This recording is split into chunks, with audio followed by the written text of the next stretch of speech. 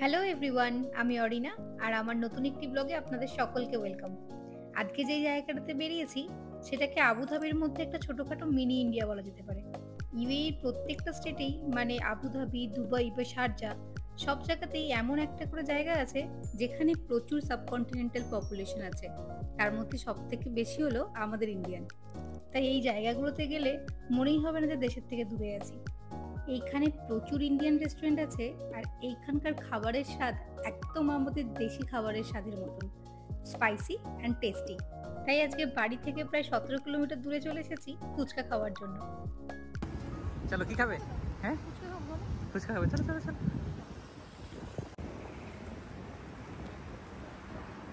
সামনে বাইরে একটাও সিট খালি নেই, ভেতরে গিয়ে বসতে হবে। ভেতরে বসবে? চলো ভেতরে বসবো, চলো তো ওয়েট করি না। अच्छा। বাইরে সিট খালি হলে তারপর খাবো। एक प्लेट चाहिए कि दो प्लेट?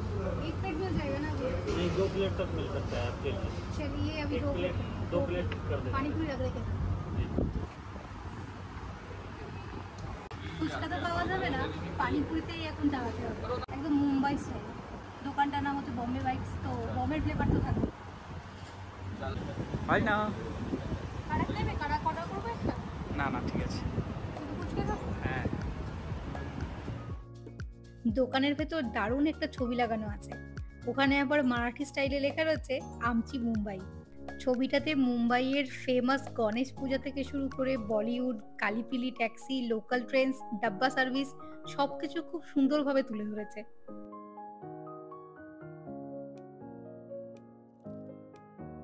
চলুন, অপেক্ষার অবসান, ফুচকা চলে এসেছে।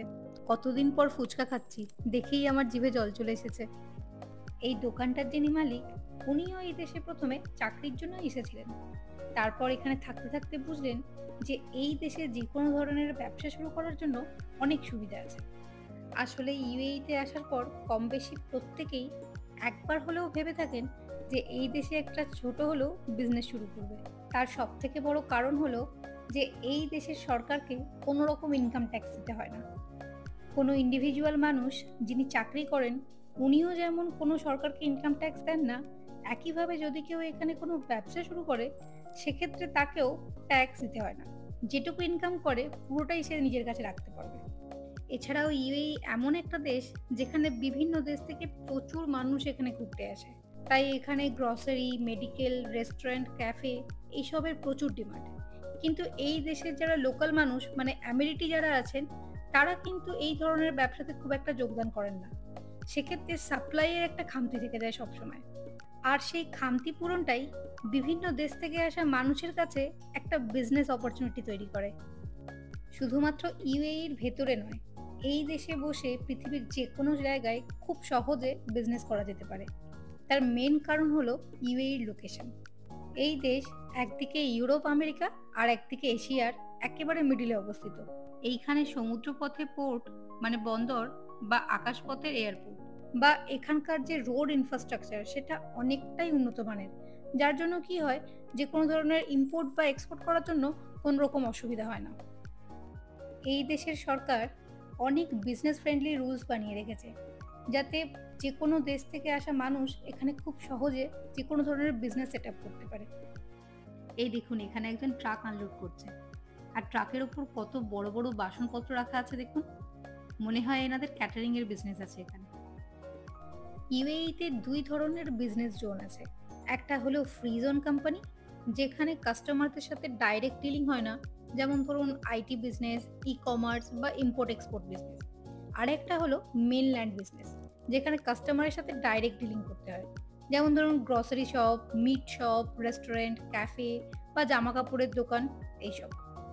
এছাড়াও পৃথিবীর বড় বড় কোম্পানি যেমন অ্যামাজন, অ্যাপল, স্যামসাং, মেটা এই সমস্ত কোম্পানির হেড অফিসও ইউএইতে আছে।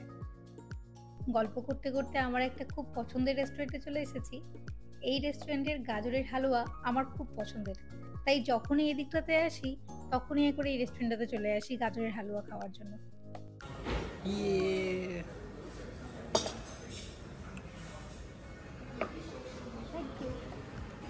প্রেজেন্টেশনটা কত সুন্দর দেখুন, হালুয়ার উপরে একটা স্কুপ আইসক্রিম বসিয়ে দিয়েছে। এই গরম গরম হালুয়ার সাথে ঠান্ডা ঠান্ডা আইসক্রিমটা যখন মেল্ট হয়ে যায় না, আর মেল্ট হয়ে যাওয়ার পর যখন মিক্স হয়ে যায়, খেতে দারুণ লাগে।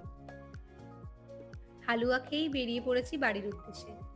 রেস্টুরেন্ট থেকে হয়তো ডিনারটা করে আসা যেত, কিন্তু ব্যাপারটা হচ্ছে আমি বাড়ি থেকে বেরোনোর আগেই রান্না বান্না সব বাড়িতে করে রেখে এসেছি। সেসব খাবার দাবার সব নষ্ট হবে, তাই ভাবলাম বাড়িতে গিয়ে ডিনারটা সারবো। আর এখান থেকে ওই 7-8 মিনিট মতো লাগবে দেখাচ্ছে পৌঁছাতে। আর আজকের ব্লগটাও তাহলে এখানেই শেষ করছি। আমার এই ব্লগ যদি আপনাদের ভালো লেগে থাকে তাহলে অবশ্যই কমেন্টে জানাবেন। দেখা হবে আবার পরবর্তী ব্লগে। ধন্যবাদ।